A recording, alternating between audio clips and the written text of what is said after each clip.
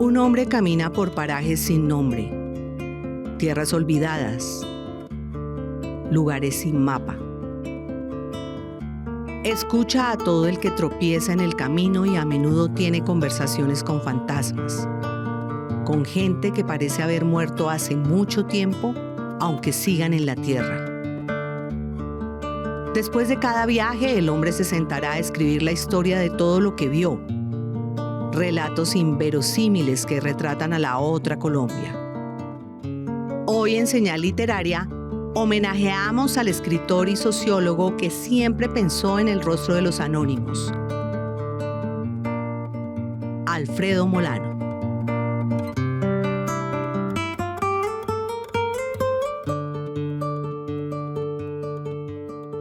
Bienvenidos una vez más a Señal Literaria. Hoy tenemos un programa especial pensado en la memoria del gran Alfredo Molano, ese escritor que se dedicó a contar la violencia en tierras remotas y lejanas.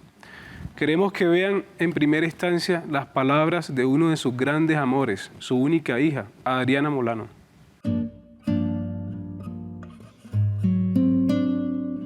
Bueno, Alfredo Molano Bravo fue el gran cronista de este país y fue quien permitió que muchas voces de los más humildes, de la gente de la calle, de la gente del pueblo, pudiera mostrar otra historia, una historia oculta, una historia clandestina también, una historia que no conocíamos, y yo creo que su obra permitió a este país mirarnos de una manera diferente. Leía mucha historia y mucha geografía para entender este país y para podernos enseñar sobre el país, y también mucha literatura de viajes, le gustaba mucho, de crónicas. Entonces para él era muy importante estar al lado de su escritura, de su lectura. Para él el exilio fue ese dolor inmenso de no estar acá, ¿no? De no estar en esta tierra, no solamente en Colombia. Aquí estaba todo su entorno y lo que le daba la seguridad y lo que le daba sus recuerdos infantiles. Entonces yo creo que estos espacios de él lo conectaban con su espacio vital. También fue un ser humano muy interesante, lleno de pasiones, de contradicciones. Y cuando él murió, entendimos que uno de sus grandes legados y enseñanzas fue el amor. Fue un hombre que entendió el amor de una manera profunda, diferente. La paternidad para él era importantísima, vital. Tuvo una vida espiritual muy importante también, pero no era una vida espiritual ascética. Era un hombre que se emborrachaba, que le gustaban los toros, las grandes pasiones. Entonces sí, era un ser con muchísimas cosas. Hay personas que vienen a cambiar, que vienen a revolucionar, y él era un hombre de esos. Entonces se vuelve una figura muy grande, y él era una figura inmensa para todos nosotros. Yo creo que tuve la suerte de tener a alguien que, además de un amor inmenso, fue un gran maestro, en todos los sentidos que puede ser un maestro.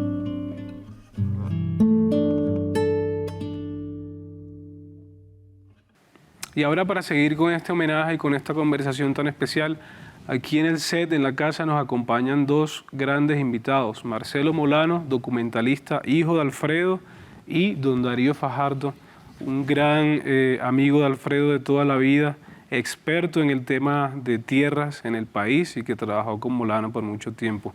Bueno, don Darío, usted conoció a Alfredo Molano hace muchos años, además de ser compañero de lucha, conocedor de sus grandes desvelos con el asunto de la tierra, pero lo primero que quiero preguntarle a usted es por esa relación, por esa amistad. ¿Cómo era el Alfredo Molano amigo? Nos conocimos a comienzos de los años 60, curiosamente en un colegio, el Colegio Refus. Alfredo estaba saliendo del Refus, yo estaba entrando al Refus. Nos veíamos con alguna periodicidad, no nos veíamos todos los días, pero nos veíamos con alguna periodicidad. Y luego Alfredo ya terminó el bachillerato y entró a la universidad. Yo entré al año siguiente y Alfredo me invitaba a clases que él tenía. Había clases que nos daban unos personajes, Camilo Torres, compartimos algunos cursos, Eduardo Maña Luna, eran profesores en sociología. Y Alfredo me invitaba los miércoles por la tarde, que yo los tenía libres, me invitaba a la universidad. Bueno, esa fue una primera etapa, digamos, de la etapa escolar y posescolar. Alfredo termina luego sociología y entra a trabajar al INCORA, creo que fue directamente al INCORA, y ahí Alfredo se engancha con el tema de las colonizaciones. Pues el Alfredo era un gran aventurero, andariego. A él el tema de las colonizaciones le llamaba mucho la atención, lo atraía mucho. Marcelo, yo no sé si tienes algún recuerdo, probablemente lo tengas, cómo era tu papá en cuanto a, pues, a su trabajo, cuando él planeaba sus textos, sus columnas, sus libros. ¿Lo recuerdas tecleando, lo recuerdas sentado en el escritorio? ¿Cómo era esa disciplina, esa rutina de él? Absolutamente, Eric. Él era una persona muy disciplinada.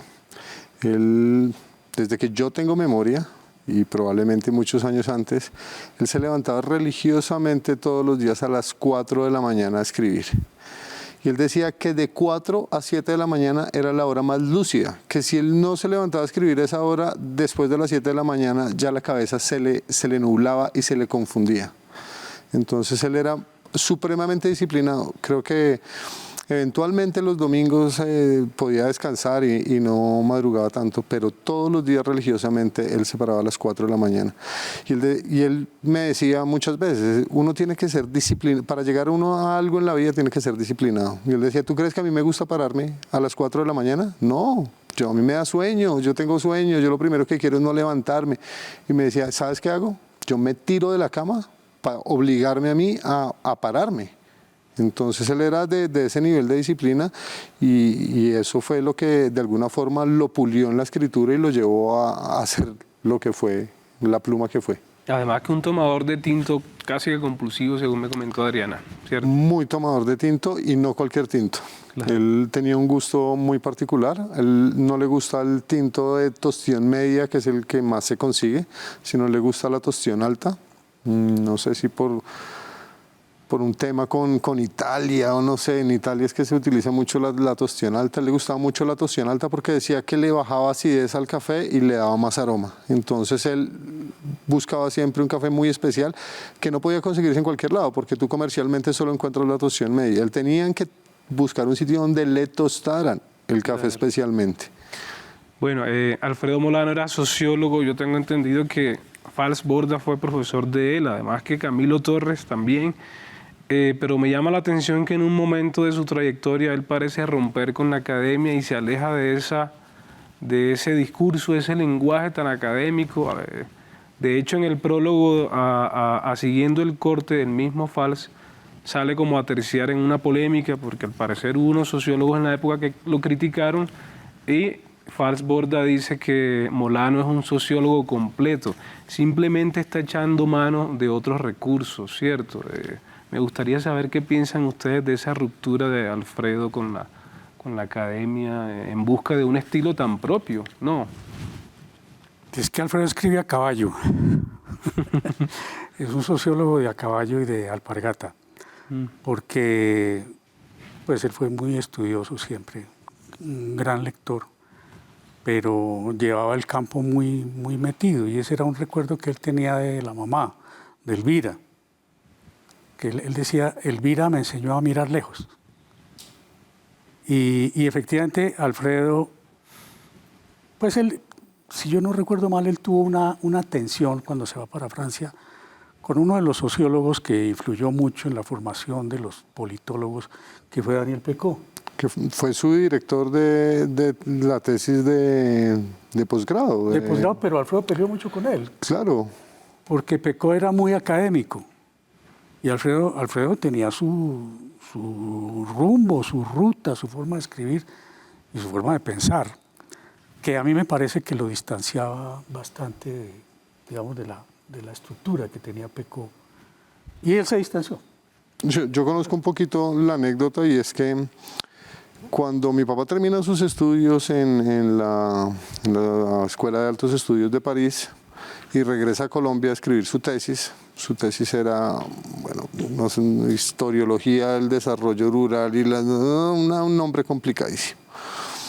Y él arranca a hacer la investigación de su tesis y todo se le convierte en números y cuadros y estadísticas, y él sufría mucho con eso. En medio de eso pasó el desplazamiento en los años 80 de las comunidades del Pato a Neiva, y él, por algún trabajo que tenía, se fue a Neiva a cubrir esa situación que estaba pasando. Con el CINEP, si no estoy mal, él estaba trabajando con el CINEP y lo enviaron a Neiva a mirar qué era lo que estaba pasando, porque habían llegado muchos colonos del Pato al Coliseo de Neiva a tomarse el Coliseo de Neiva. En esa situación, él empieza como a entrevistar a la gente, a charlar con la gente, y conoce al primer personaje que le jaló el corazón, que se llama Sofía. Sofía está, si no estoy mal, en el libro de Siguiendo el Corte. Es creo que el último relato, él lo metió ahí, porque Sofía, o se llama Los Bombardeos del Pato, ese personaje Sofía, a él fue el primer relato, digamos, que él escribió con su técnica. Cuando él descubrió eso, entonces decidió hacer su tesis a partir de ese tipo de relatos. Y cuando él presenta su tesis a Daniel Pecó la lee toda y lo que le dice es: mira, Alfredo, esto es muy bonito, pero esto es literatura, esto no es sociología. Entonces mi papá, con el orgullo herido, lo que le dijo es: pues eso fue lo que yo hice de tesis y no lo voy a cambiar. Fue a tal punto que él no se graduó de la Escuela de Altos Estudios gracias a esa diferencia con Pecó, y él dejó, pues siguió escribiendo sus relatos, siguió su camino de escritura de relatos, haciéndole frente a todas las críticas desde la sociología, pues encabezadas, como dice Darío, por Pecó, que influenció muchísimo. Pero eso sí lo divorció de la academia. Él, en ese momento, el orgullo le dolió tanto y que se divorció de la academia. Él dijo: pues entonces hago literatura o hago relatos, pero eso es lo que yo voy a hacer. Y eligió ese camino y se divorció de la escritura académica. Se ha dicho que es un autor inclasificable, pero en la medida en la que él en realidad crea su propia categoría de relato, ¿no? Don Darío, usted además acompañó a Alfredo en todo el asunto de las tierras. ¿Qué pensaba Alfredo Molano del problema agrario de Colombia? Bueno, yo creo que con Alfredo nosotros fuimos, tal vez esa es la expresión, fuimos construyendo una interpretación de la historia de Colombia en la que se movían varios pisos, era como una milhoja, varios pisos, el tema del acaparamiento de las tierras violento, el tema del despojo a los campesinos, y un tema que está a lo largo de toda la obra de Alfredo, que es el desplazamiento, ¿no? Es decir, esos fenómenos del acaparamiento de las tierras, la violencia y el desplazamiento de las comunidades son temas, me parece, que están expresados a todo lo largo, en distintos momentos, desde distintas ventanas, llamémoslo, pero están muy presentes en la obra de Alfredo. Es una forma de entender al país. Es decir, eso para mí es mucho más que literatura, sin que yo descarte la literatura, sino que es una forma de entender el país. Que este país es muy especial. Claro. Nosotros no podemos caer pues en el particularismo de Colombia, pero cada país tiene sus rasgos y el rasgo nuestro es ese, que llega hasta hoy. Y por cosas de la vida acompañé también a Alfredo en la perspectiva de la colonización. Yo trabajé pues temas de colonización hasta ahora. Y tuvimos una convergencia feliz, que fue la de las zonas de reserva campesina. Que ese fue un tema pues que pudiéramos decir que lo construimos con Alfredo. Los dos padres de las zonas de reserva campesina. Los dos padres de la zona de reserva campesina en Colombia, prácticamente. Bueno, yo sé que Alfredo por su trabajo también tuvo que exiliarse, fue amenazado por Carlos Castaño. Y bueno, es un tema un poco triste, doloroso, no sé ustedes que tengan para contarnos de ese periodo que pudo ser muy difícil para él. Adriana me estuvo comentando cuando conversé con ella, Adriana Molano, que Alfredo prefería volver a Colombia que morirse allá, así lo mataran acá prácticamente. ¿Qué recuerdan ustedes de ese tiempo del exilio de Alfredo Molano? Fue un tiempo muy, muy duro, no solo para él, sino para todos los que estábamos alrededor de él, porque fue un tiempo muy azaroso, fue un tiempo donde Incluso a la hora de nosotros irnos al colegio éramos conscientes de que la posibilidad de no regresar era alta. Y es que por esos tiempos Carlos Castaño no solo asesinaba a periodistas o a contradictores, sino también había cogido la maña de secuestrar familiares, como secuestró al hijo de Piedad Córdoba, o incluso a los hijos a los hermanos de Pablo Catotumbo, si no estoy mal, también lo secuestró. Él había adoptado, digamos, esa táctica para presionar a sus enemigos políticos de secuestrar a sus familiares. Y a mi papá, esa vaina, a mi papá más que la vida de él lo angustiábamos los dos hijos chiquitos en ese momento, que éramos Alfredo y yo, éramos los que estábamos en edad escolar. Ya pues mi hermana Adriana y mi hermano Juan estaban mucho más grandes en la universidad, ellos tenían ya una dinámica propia, pero nosotros dos, digamos, él nos veía muy vulnerables y eso le producía muchísimo miedo. A mí no se me borra el día que mataron a Jaime Garzón. El día que mataron a Jaime Garzón, él entendió que el siguiente era él, que si Carlos Castaño había sido capaz de asesinar a un periodista de la talla de Jaime Garzón y de la visibilidad de Jaime Garzón, pues mi papá era la mitad, digamos, en reconocimiento en ese momento, que de esa no se salvaba. Y es en el momento que él decide iniciar todas las acciones para refugiarse en España.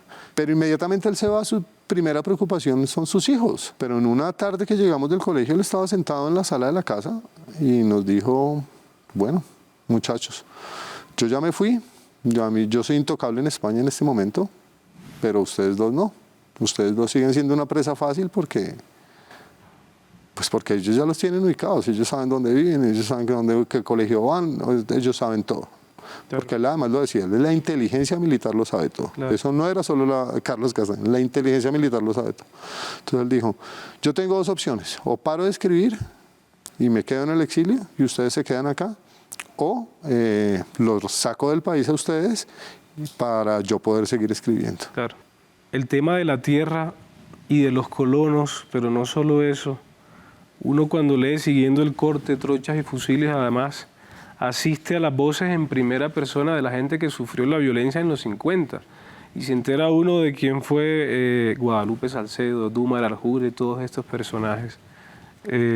¿Por qué ustedes creen que Molano necesariamente puso el foco en la historia de los colonos? ¿Por qué estuvo como tan presente el tema de los colonos en la obra de él?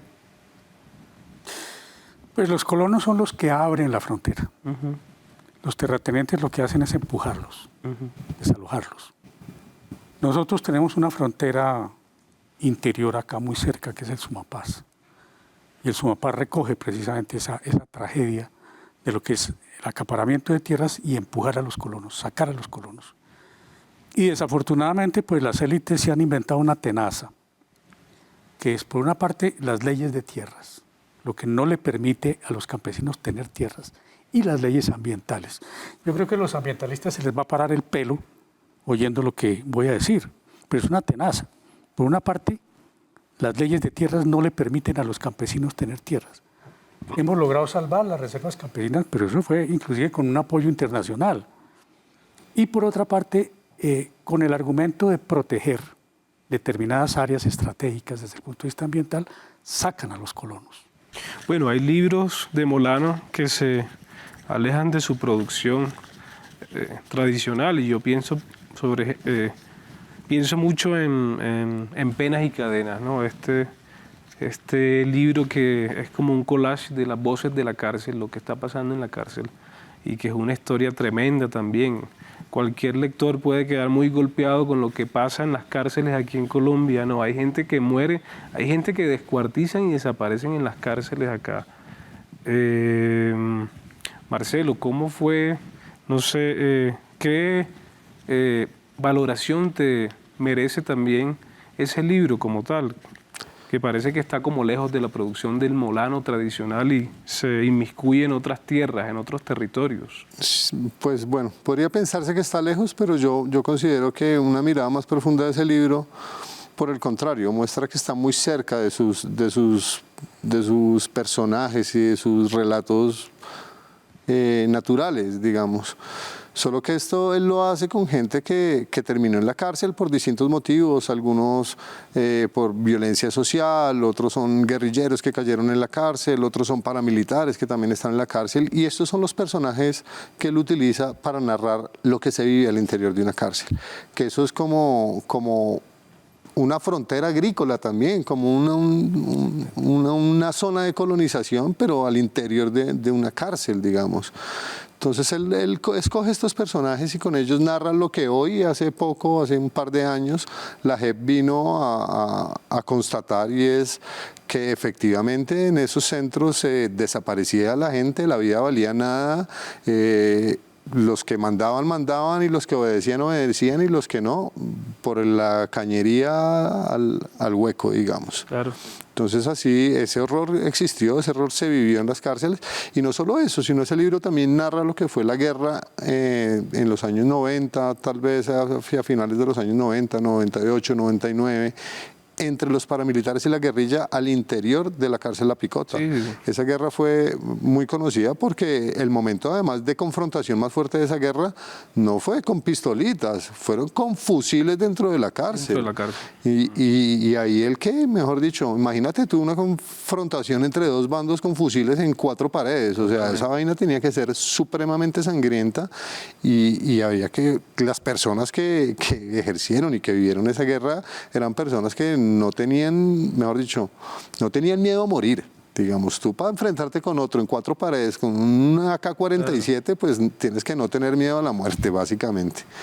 Entonces yo creo que más que alejarse, digamos, es un retrato, digamos, vivo de lo que fue esas épocas en las cárceles, y él logra, digamos, rescatar estos personajes y traerlos para que esos personajes cuenten lo que se vivía al interior de esas cárceles. Y vamos a dar un salto temático, hablemos de las cartas a Antonia. Antonia es la nieta preferida, los ojos quizás de Alfredo Molano, y tengo entendido que es un libro, una selección de cartas que él le escribe a ella, de pronto pensando en el día en el que ya no esté, pero que lo escribe 15 años antes de fallecer, ¿no? Más o menos, o sea, comienza unos 15 años antes o 10 años antes. Sí, pues tal vez el libro comienza con la primera carta que le escribe Antonia al otro día que Antonia nace, ¿no? La primera carta del libro es una carta que él le escribe a Antonia recién nace, en la que le da la bienvenida al mundo y le cuenta un poco en qué país está. Y a partir de ahí él empieza a tener el ejercicio de habitualmente escribirle a Antonia unas cartas muy profundas sobre distintas cosas, sobre su infancia, sobre dónde nació, sobre la calera, sobre la casa de los abuelos, sobre la finca del llano, y empieza a partir de ahí a contarle no solo su vida, sino el país en el que mi papá vivió, ¿cierto? El país en el que por el que mi papá luchó, la gente por la que mi papá luchó. ¿Cómo era ese Molano de abuelo? Porque además en el libro se dice que él era capaz por Antonia de irse a un centro comercial y quedarse horas ahí mientras ella buscaba ropa, o acompañarla a tardes de cine, a comer helado. ¿Cómo era ese Molano abuelo abnegado? El Molano abuelo era la persona más feliz del mundo. Para él estar con sus nietos, estar con Antonia especialmente, él lo hacía muy feliz. Y yo creo que él, desde que nació Antonia, entendió que primero Gregorio y después Antonia, que son los 2 nietos mayores, digamos, cuando ellos nacen, él entendió, digamos, que había dado un paso más en sus etapas de vida, y se dedicó a disfrutarlos lo más que pudo.